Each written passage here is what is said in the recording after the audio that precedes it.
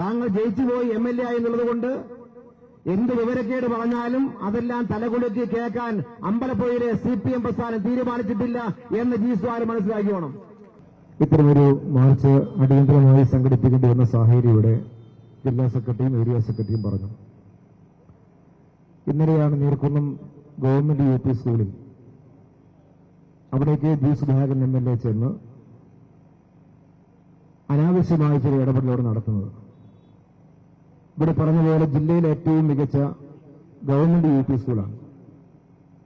ആ UP സ്കൂളിനെ തകർക്കാൻ 2 വർഷമായി ഇന്നലെ അവിടെ വന്ന് അതിക്രമം കാണിച്ച കൂടെ വന്ന കോൺഗ്രസുകാരനായ ഒരുത്തൻ കൂടി ചേർന്ന് നിരന്തരമായി പരാതിയും ആക്ഷേപവും പറഞ്ഞു പരത്തിക്കൊണ്ടിരിക്കുക.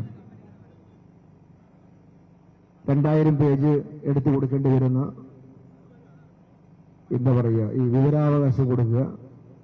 അപ്പൊ 1500 കുട്ടികൾ പഠിക്കുന്ന സ്കൂള് നടത്തിക്കൊണ്ടുപോകാൻ അവിടുത്തെ HMമാര് അധ്യാപകർ നടന്ന പ്രയാസം അത്രമേൽ വലുതാണ്. അത്രയും പേർക്ക് ഭക്ഷണം ഉണ്ടാക്കാം എല്ലാ ദിവസവും. ആലോചിച്ച് നോക്കുക, എല്ലാ ദിവസവും 1500 കുട്ടികൾക്ക് ഭക്ഷണം ഉണ്ടാക്കണം. അവിടെ 3ാമത്തെ HMമായി ആള് വയ്യാന്ന് പറഞ്ഞ് പോവാണ്. ഈ ഭക്ഷണത്തിന് ചുമത ഏറ്റെടുക്കാൻ അധ്യാപകർ തയ്യാറാവുന്നില്ല. ആ സ്കൂളിനെ തകർക്കാനുള്ള പണി ആരംഭിച്ച് ഏതാണ്ട് വിജയിക്കുകയാണ്. ഇവര് അധ്യാപകർ വയ്യാതെ പോയിക്കൊണ്ടിരിക്കും, തിരിച്ചു പോകുന്നു. അതിനാക്കം കൂട്ടാൻ വേണ്ടി ചെന്നിരിക്കുകയാണ് ഇദ്ദേഹം. അവിടെ ഞാൻ MLA ആയിരിക്കുമ്പോൾ കഴിഞ്ഞ ഗവൺമെന്റ് സമയത്ത് 3,90,00,000 രൂപ മുടക്കി പുതിയ കെട്ടിടം നിർമ്മിക്കാൻ കിഫ്ബിയിലെ പൈസ അനുവദിച്ചു. അതിന്റെ AS കിട്ടി, TS കിട്ടി, ടെൻഡർ ചെയ്ത് ഇലക്ഷൻ മുമ്പ് തന്നെ അതിന്റെ നിർമ്മാണം ഉദ്ഘാടനം ചെയ്തു. പെരുമാറ്റച്ചട്ടം വന്നപ്പോൾ സ്വാഭാവികമായിട്ടും പഴയ കെട്ടിടം പൊളിക്കാൻ അത് ടെൻഡർ ചെയ്യാൻ കഴിഞ്ഞില്ല. പഞ്ചായത്തിന്റെ നിയന്ത്രണത്തിലാണ് ആ സ്കൂള്. UP സ്കൂളായതുകൊണ്ട് പഞ്ചായത്തിന്റെ ചുമതലയിലാണ് ആ സ്കൂള്. പഞ്ചായത്ത് വേണ്ടി ചർച്ച ചെയ്ത് തീരുമാനിച്ച് അത് പഴയ കെട്ടിടം അതിന്റെ വാല്യുവേഷൻ എടുത്ത് അൺഫിറ്റായ കെട്ടിടമുണ്ട്. അവിടെ പഴയ ഒരു അസംബ്ലി ഹാളുണ്ട്, ഒരു സ്വകാര്യ വ്യക്തി പണിത് കൊടുത്ത സ്റ്റേജുമുണ്ട്. അത് പൊളിച്ച് പുതിയ ഓഡിറ്റോറിയം, അതിന്റെ മുകളിൽ ക്ലാസ് മുറി, വടക്കേ ഭാഗത്തെ ഇപ്പൊ പുതുതായി കഴിഞ്ഞ വർഷം ഉദ്ഘാടനം ചെയ്ത കെട്ടിടത്തിന് പുറത്ത് ബാക്കിയുള്ള ക്ലാസ് മുറി 3,90,00,000 LDF ഗവൺമെന്റ് അനുവദിച്ചാണ്. ഇയൊക്കെ വല്ല കാര്യമുണ്ടോ? അത് മര്യാദയ്ക്ക് അദ്ദേഹം നടപ്പാക്കിയ പോരെ. ഒരു MLA മാറി പുതിയ MLA വന്നാൽ അത് തുടർന്ന് കൊണ്ടുപോകാന്നുള്ളതല്ലേ നേരാമണ്ണം ചെയ്യേണ്ട പണി.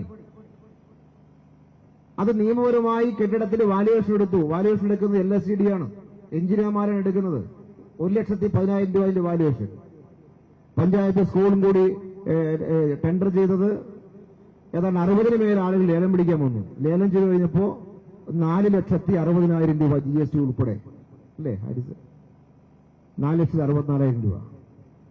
1,10,000 രൂപ വാല്യുവേഷനുള്ള കെട്ടിടത്തിന് 4,60,000 രൂപ വാല്യൂ, 4 ഇരട്ടി പൈസ ഗവൺമെന്റിലേക്ക് കിട്ടുകയാണ്. അങ്ങനെ ടെൻഡർ ചെയ്ത് അത് കൃത്യമായി പൊളിച്ചു മാറ്റി പുതിയ കെട്ടിട നിർമ്മാണം ആരംഭിക്കണം. ഇത് പൊളിച്ചാലേ അടുത്ത് നിർമ്മിക്കാൻ പറ്റുമോ അവിടെ? അല്ലാതെ എവിടെയെങ്കിലും നിർമ്മിച്ച് തള്ളിക്കൊണ്ടുവരാൻ പറ്റുമോ ഈ വലിയ കെട്ടിടം? അല്ല ഓഡിറ്റോറിയം കെട്ടിക്കൊണ്ട് അങ്ങനെ കൊണ്ടുവരാൻ പറ്റുമോ? അത് നിയമപരമായിട്ടുള്ള കാര്യം. അദ്ദേഹം പറയുന്ന അനുവാദം മേടിച്ച് ആരുടെ അനുവാദമാണ്? അനുവാദം വിദ്യാഭ്യാസ വകുപ്പിന്റേതാണ്. വാല്യുവേഷൻ എടുക്കേണ്ടത് LSCD അല്ലെങ്കിൽ PWD. പഞ്ചായത്തിന് കീഴിലുള്ള സ്കൂളായതുകൊണ്ട് LSCD എടുക്കണം. എടുത്തു, അവർ ലേലം ചെയ്തു. പൊളിക്കുന്നതിന് മുമ്പ് വിദ്യാഭ്യാസ വകുപ്പ് ഉദ്യോഗസ്ഥന്മാരുടെ അനുവാദം വാങ്ങിച്ചു. അനുവാദം രേഖാമൂലം കിട്ടി. ഇന്നലെ ഹാരിസും പഞ്ചായത്ത് പ്രസിഡന്റും കൂടെ കാണിച്ചില്ലേ ഉത്തരവ്? അത് പോരാന്ന് ജി സുധാകരൻ പറയാം. എന്താ ചട്ടയ്യാൽ ഉണ്ടാക്കുന്ന?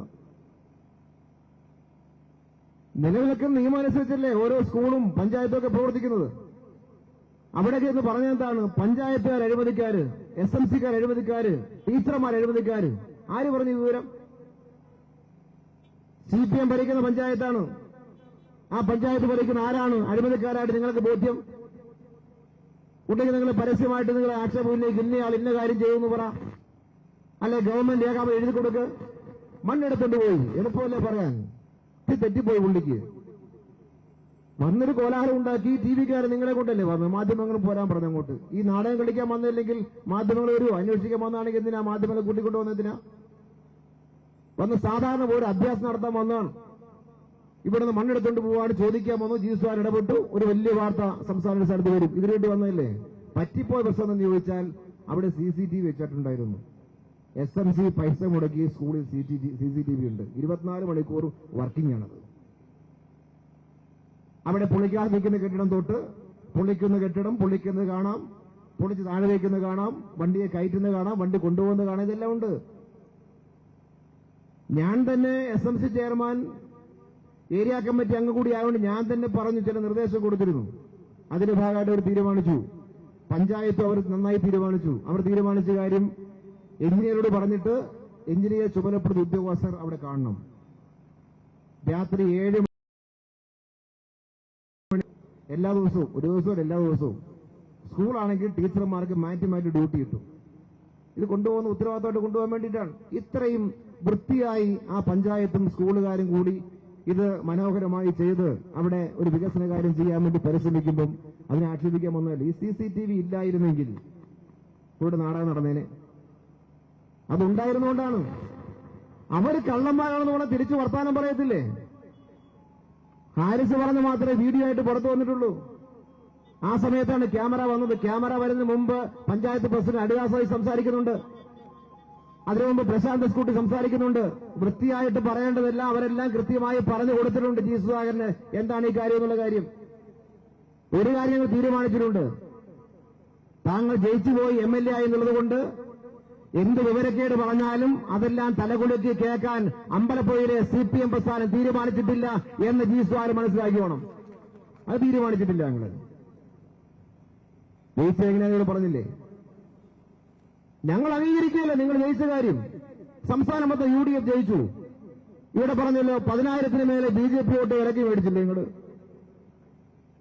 രഹസ്യമായ കച്ചവടമല്ലേ? ആ 10,000 വോട്ട് നിങ്ങൾ ഇലക്ഷൻ ജയിക്കാൻ BJPയുടെ കയ്യിൽ നിന്ന് വാങ്ങിയതിന് പ്രത്യുപകാരമാണ് ഇവിടെ സഖാവ് ശ്യാംജി പറഞ്ഞത്.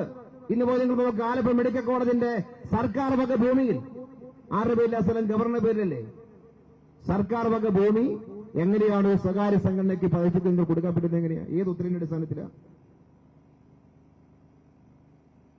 ജി സുധാകരൻ പറഞ്ഞതിന്റെ ഭാഗമായി കൊടുത്തിരിക്കുകയാണ്. എന്നിട്ട് പൊതിച്ചോറ് കൊടുക്കാൻ പാടില്ല എന്ന ആക്ഷേപം. എന്തിനാ ഇപ്പൊ ആക്ഷേപം പറഞ്ഞെന്നറിയോ? ഈ കള്ളി വെളിച്ചതാകാതിരിക്കാൻ വേണ്ടിയിട്ടാണ്. നേരെ തകിടം പറഞ്ഞിപ്പോ വർത്താനം പറഞ്ഞിരിക്കുകയാണ്. ആ മെഡിക്കൽ കോളേജ് ഉദ്യോഗസ്ഥന്മാരോടും കളക്ടറോടും സേവാഭാരതിക്ക് അവിടെ ഇത് നിർമ്മിക്കാൻ അനുവാദം കൊടുത്തോളാൻ പറഞ്ഞതിന് ശേഷം വിവാദമായി ഒരുപാട് സംഘടനകൾ പ്രതിഷേധമായി രംഗത്ത് വന്നു. UDF രണ്ടാമത്തെ കക്ഷി മുസ്ലിം ലീഗും പരസ്യമായി രംഗത്ത് വന്നപ്പോ പതുക്കെ ഊരിക്കൊണ്ടുപോവാണ്. തിരിച്ചു പറയാണിപ്പോ. DYFയുടെ പൊതിച്ചോറ് വിതരണം ആക്ഷേപിക്കുകയാണ്. എന്ത് മനുഷ്യനാണെന്ന് ആലോചിച്ച് നോക്ക്. എത്ര പേരാണ് കണ്ണീരോടെ ആ പൊതിച്ചോറ് വാങ്ങിക്കൊണ്ട് കഴിക്കുന്നത്? രാഷ്ട്രീയമുണ്ടോ അതിനകത്ത്? ആ ഭക്ഷണത്തിൽ രാഷ്ട്രീയമുണ്ടോ? വാങ്ങുന്ന വീട്ടുകാർ രാഷ്ട്രീയം വ്യത്യസ്തമല്ലേ? വാങ്ങിക്കടിക്കുന്ന മനുഷ്യന്മാർ വ്യത്യസ്തമായ രാഷ്ട്രീയമല്ലേ?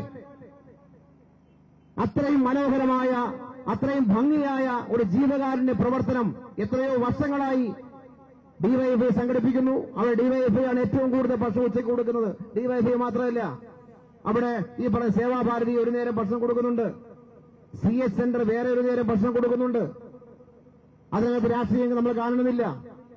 ജനങ്ങൾക്ക് ഭക്ഷണം കൊടുക്കുന്ന കാര്യം അതിനെപ്പോലും തന്റെ സ്വാർത്ഥമായ രാഷ്ട്രീയ ലാഭത്തിന് വേണ്ടി കൊടുക്കുന്ന DYFI ആണ്. അതുകൊണ്ട് 10 പള്ളു പറഞ്ഞേക്കാം എന്ന് തീരുമാനിച്ചല്ലേ നിങ്ങൾ വർത്തമാനം പറഞ്ഞത്? എന്താണ് കേരളത്തിന്റെ പ്രതികരണം ഇപ്പൊ മനസ്സിലായില്ലേ?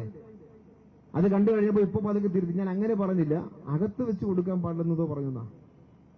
ഇതല്ലേ പറഞ്ഞ കാര്യം? എങ്ങനെയാണ് ഇതുപോലെ തകിടം പറയാൻ പറ്റുന്നത്? എങ്ങനെയാ തകിടം പറയാൻ പറ്റുന്നത്? ഇങ്ങനെ ഓരോ കാര്യം നോക്കിയാലും കാണാം. നീരക്കുന്ന സ്കൂളിലെ ഇപ്പൊ ഉണ്ടായ സംഭവത്തിൽ ഇവിടെ DYSP രാജേഷ് ഉണ്ടെന്നാണ് ഞാൻ മനസ്സിലാക്കുന്ന കാര്യം. സർക്കിൾ ഇൻസ്പെക്ടർമാരും കാണും. ഇവിടെ ജില്ലാ സെക്രട്ടറി പറഞ്ഞു, നിങ്ങൾ എന്തിന്റെ പേരിലാണ് അവിടെ ജോലിക്ക് വന്ന 2 അധ്യാപികമാരുടെ പേരിൽ നോൺ പേയബിൾ വകുപ്പിട്ട് കേസെടുത്തത്? ഏത് വകുപ്പാ? DS ആരും പറഞ്ഞാൽ പ്രത്യേക വകുപ്പൊന്നുമില്ല കേട്ടോ. ഞാൻ പറഞ്ഞേക്കാം, പ്രത്യേക വകുപ്പൊന്നുമില്ല.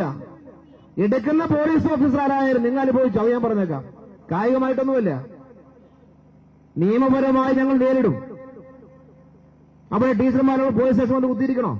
അധ്യാപകന്മാരെല്ലാം കൂടി അവർ ഡ്യൂട്ടി ചെയ്യുന്ന സ്ഥലത്ത് അതിക്രമിച്ചു പോയി കയറിയാൽ MLA യും ഈ ഗുണ്ടയുമല്ലേ? അല്ലേ?